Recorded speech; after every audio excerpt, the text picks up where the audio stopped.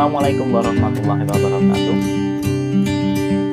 Welcome to Sir Wildan's lecture of cross-cultural understanding. Now it's the second meeting of our subject.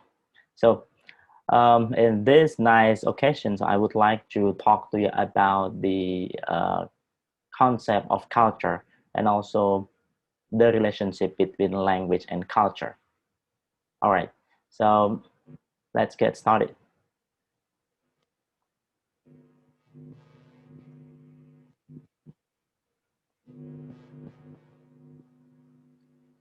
Okay, I will review the explanation about the concept of cross-cultural understanding. So cross-cultural understanding means understanding the culture of the target people so that we can reconstruct our attitude and worldviews. Consequently, we become more tolerant and more generous towards strange ways that may be sound by the target language people. So tolerance is really important here in this case. Also, the importance of understanding other culture will avoid misunderstanding and make inappropriate value judgment. Therefore, at the end, we are not considered that our culture is better than other culture, or we cannot make the claim that we have the best culture in the world. So that's why we need to open our mind dealing with this course. So I would like you to open your mind and we share knowledge, we talk to the other, we respect the other, then we have to be more tolerant. Culture here refers to all aspects of life in a community. So culture here involves a way of doing things, or you can say ways of doing things, then ways of expressing themselves, also ways of looking at things, then what things they should value, then what is expected from and what they may expect from the other. And also I would like to talk to you about the concept of norm, values, attitude, or belief later in the second session. So culture here reflects, refer to all aspects of life in a community. Ways of doing things, ways of expressing themselves, looking at things, what thing they should value, and what is expected from and what they may expect from others. You got the point? All right. So Larson and Vinelli in Thomaso 1986 defined culture as a blueprint which guides the behavior of people in community and then is developed in family life. Kerr and Augustine 1995 suggests that culture consists of standards for deciding what is, standard for deciding what can be, standard for deciding how one feels about it, and standard for deciding what to do about it, and standard for deciding how to go doing it. Okay, you got the point of the concept of culture here. And also good enough in Waldorf believe that culture consists of whatever it is one has to know or believe in order to operate in a manner acceptance to its members, and to do so in any role they accept for any one of themselves. So it deals with the manner also, the manner acceptable to its member, the member of a community. So why studying CCU, cross-cultural understanding? Although some students of English program show their linguistic competence a lot. For example, like their talking is grammatically correct, their conversation may sound improper, even strange. So here, to deal with the learning culture is we have to deal with the to whom we are speaking. And then lacking of cultural knowledge contributes to improper use of language.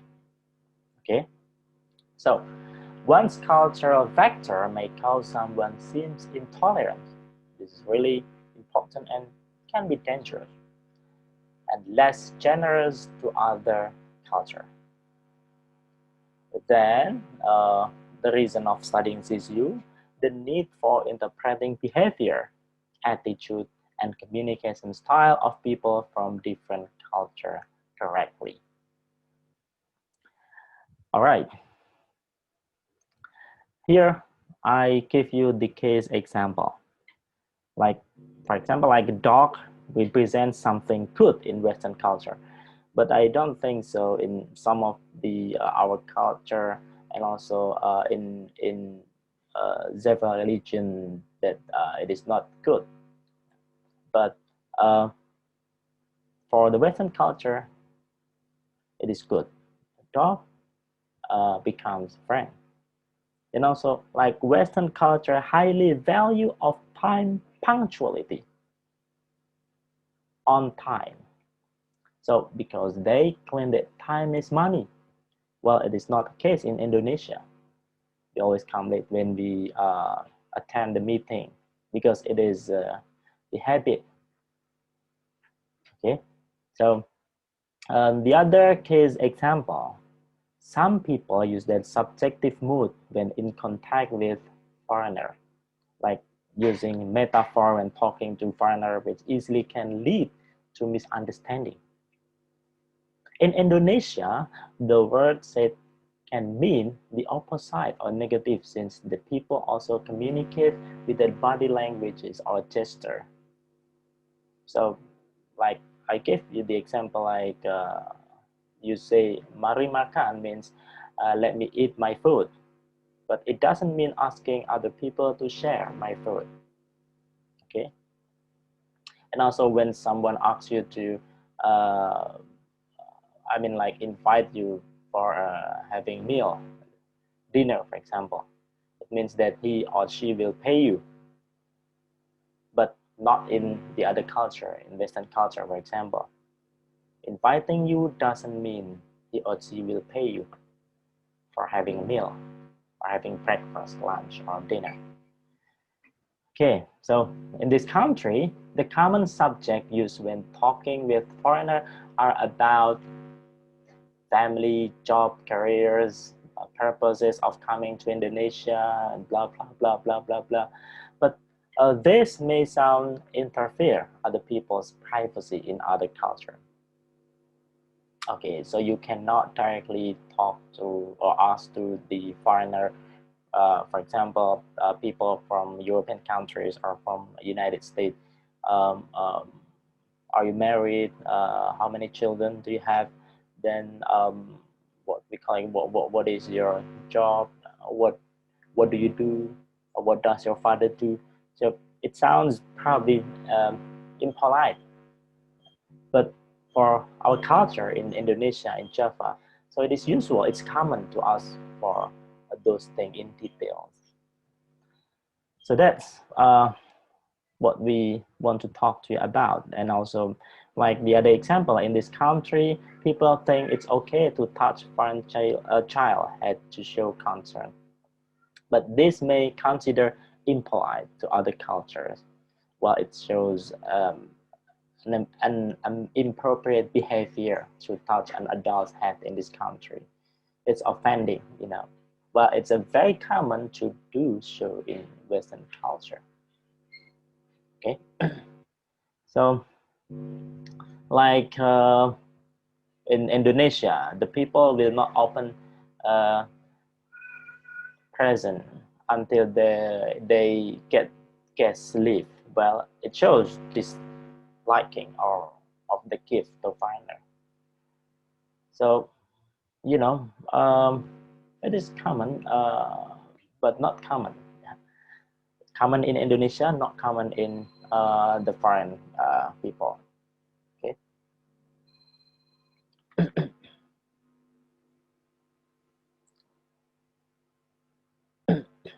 All right. So, and also standing too close to foreigner is considered improper behavior in Indonesia.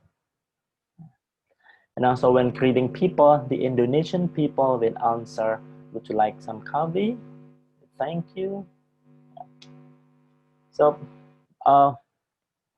then this has happened, and this is the reality in Indonesia. So you cannot make it same or similar between our culture and the other culture.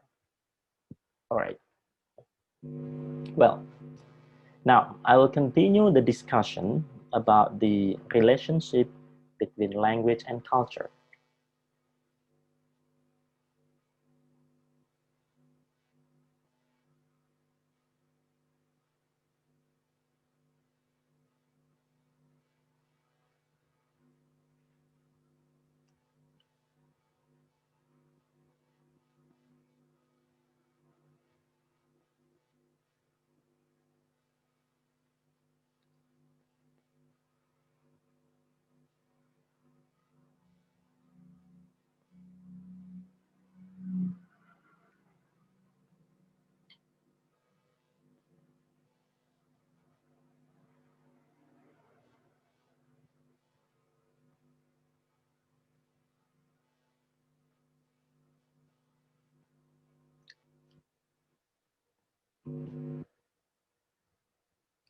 Okay, so far I have talked to you about the uh, concept of culture here.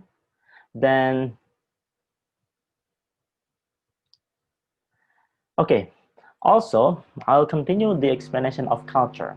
So culture guides the behavior of people in a community and is developed in the family life and helps us to know what we can do as individuals and what our responsibilities as a member of a group. Then culture is also a social inheritance. Then culture is shared by the whole community. Then uh, it is also the symbolic meaning system, that is the language. Then unified system, like related to one another. So let me talk to you about the definition of cultural norms, mores, then belief, value, and attitude. Cultural norms in Indonesia, norma. It is a rule, or can say rules of standard behavior accepted by member of society. It is norm. So we have rules or standard behavior accepted by the member of society. Then mores atau morals. Morals are norms which specify behavior or importance to the society and which embody its basic moral values. So that is morals. So specify behavior or important to the society. Then we have belief.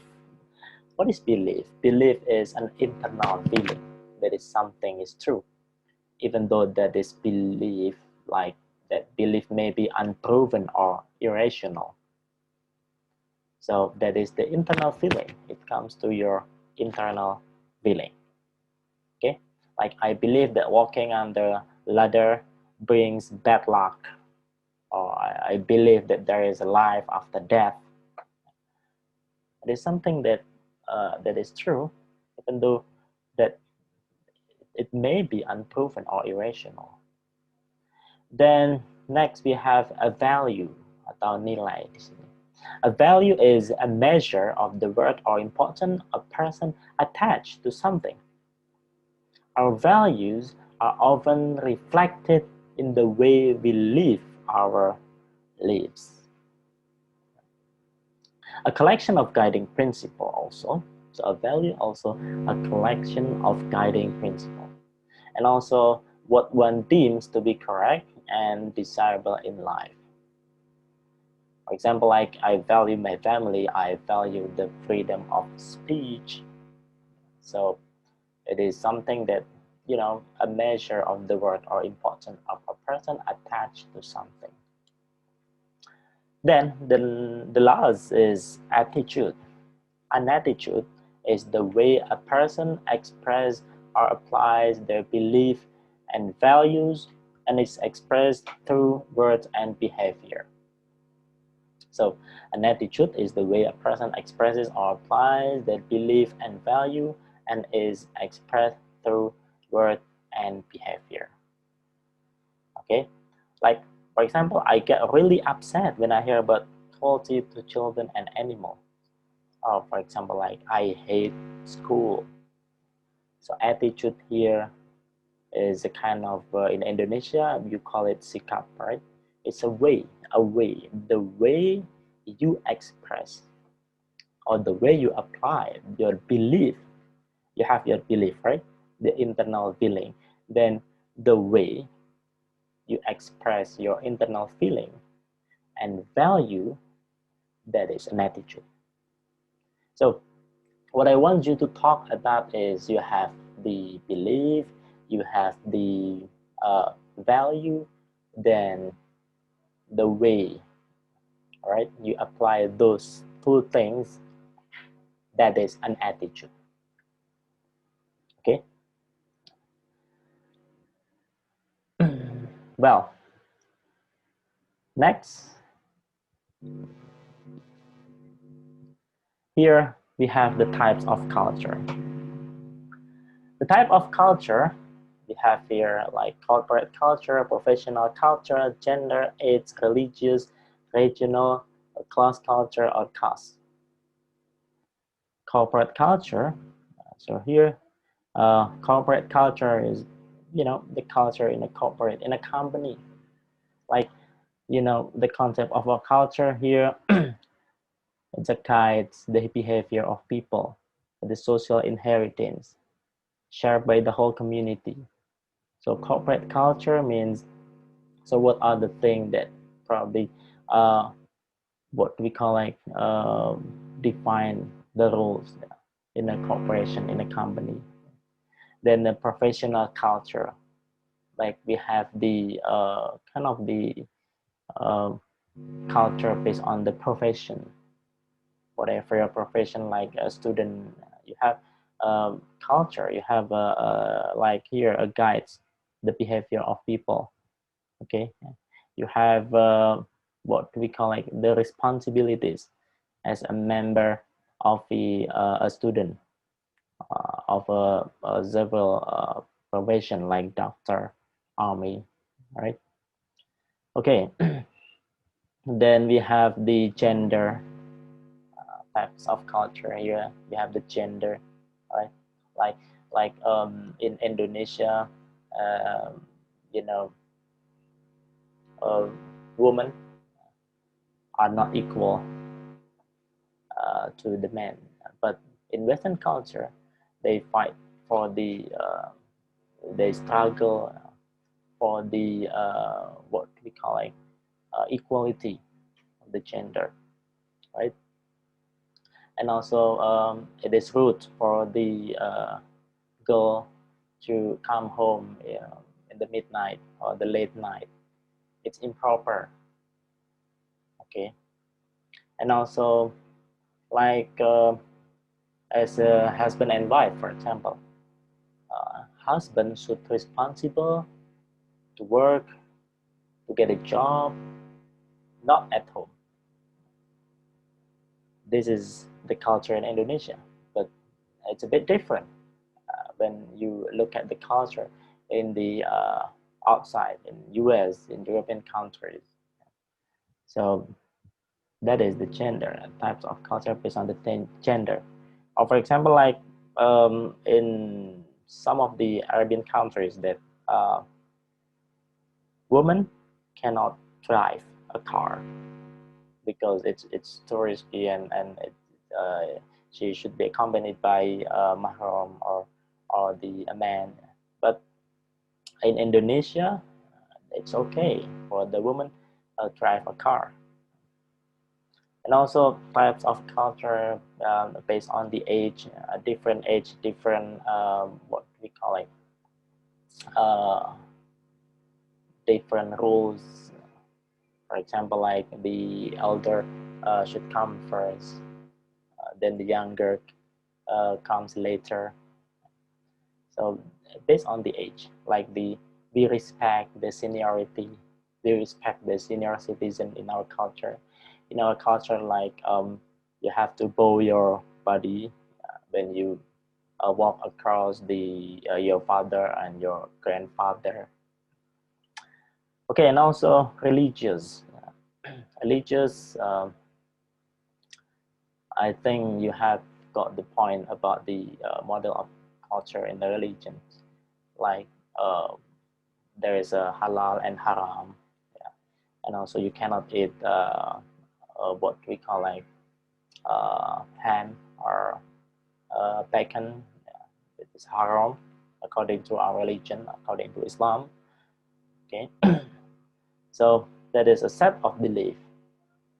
And then regional, different region, different what we call like set of belief, right?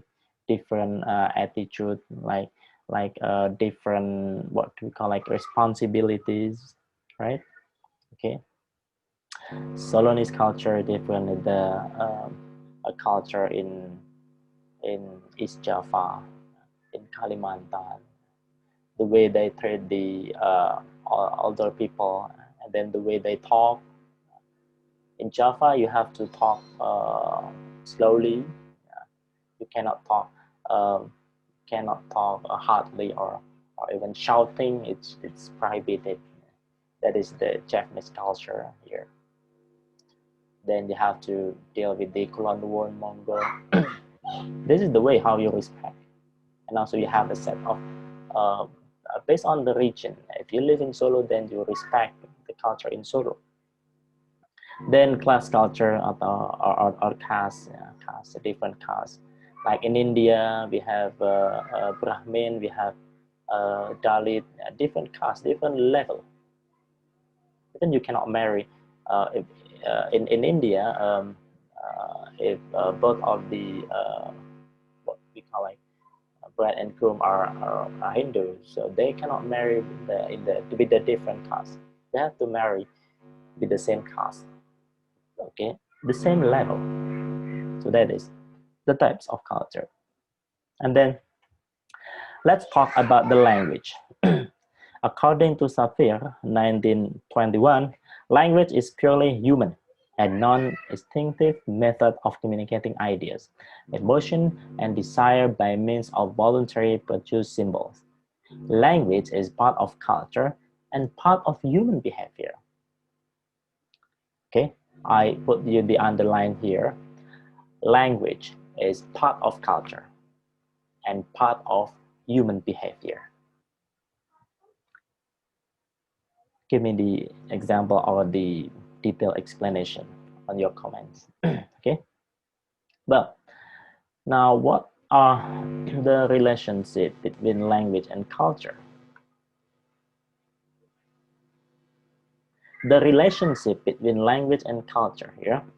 Language is a key component of a culture. It is the primary medium for transmitting much of culture. This is the key component of culture. Then children learning their native language are learning their own culture. Learning a second language also involves learning a second culture to varying degrees. Language is influenced and shaped by the culture. It reflects culture. Then next is cultural differences are the most serious areas causing misunderstanding, unpleasantness, and even conflict in cross-cultural communication. So here, let me clear about the relationship between language and culture. The language is a key component of a culture, the primary medium for transmitting much culture. For example, like if you would like to study about the um, American culture, then you have to master English because their language is English.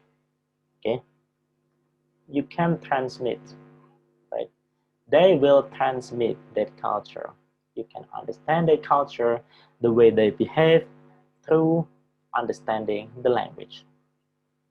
Okay, if you would like to know more or make friends with the people from Sunda, from West Java, so you need at least study Sundanese, Bahasa Sunda. So that's where you can talk to them freely. You can know about the culture. Okay, what are the things to do and what are the things not to do? What are the things proper and improper? So it's really important knowing the language. Then children learning the native language are learning their own culture. Learning a second language also involves learning a second culture to varying degrees.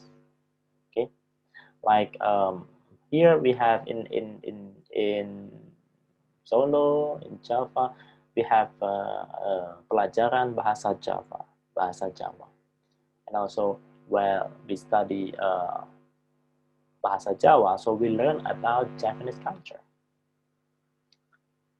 and this is the native language, my native language, and it happens to the other students or friends.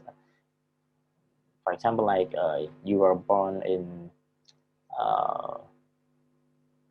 Batak, then you learn about the Batak language, and also you know, by learning Batak language, then you also learn about the Batak culture, right? And if you were born in, for example, like Saudi Arabia, so your native language is Arabic, then you learn about Arabic. When you learn Arabic, I think you have to deal with the Arabian culture. Okay, it is simple. And also you learned your native language, so you learn your own culture. It is included. All right, then language is influenced and shaped by culture. It reflects culture. For example, like when I talk to you using my language, using Bahasa Jawa, so I reflect Japanese culture. Okay, I reflect Japanese culture because I talk to you using Bahasa Jawa. And also the language, the original language is come from the original culture, right? Okay, and also cultural differences are the most serious areas causing misunderstanding, unpleasantness, and even conflict in cross-cultural communication. So that's why we will learn how to use the language well, and also how to talk to the people across the culture, in a different culture. As we know that we have the universal language, we have the international language, that is English. But it's better for you to study the specific language when you want to study about the culture. Let me give you the example. Like you learn Korean, Bahasa Korea. So you will explore the Korean culture, like K-pop, then some of the movies, Korean movies. So that's why when you study about the Korean language, Korean, so you will understand about the Korean movie. When you master Korean language, the Korean, so when you watch the Korean movies, you will get deep even deeper understanding about the Korean movie, right? Like when you learn Hindi, the language of people in India, then you watch Hindi movie, not using subtitle, so you will get the point, you will understand the story, the plot of the movie, because you understand the language and you understand the culture. So that's why what I want to talk to you about, so those are the relationship between language and culture. Okay, next give me the details explanation according to your ideas about what is culture and what is language, and also the relationship between language and culture. Thank you very much for listening. Assalamualaikum warahmatullahi wabarakatuh. Don't forget to put your comments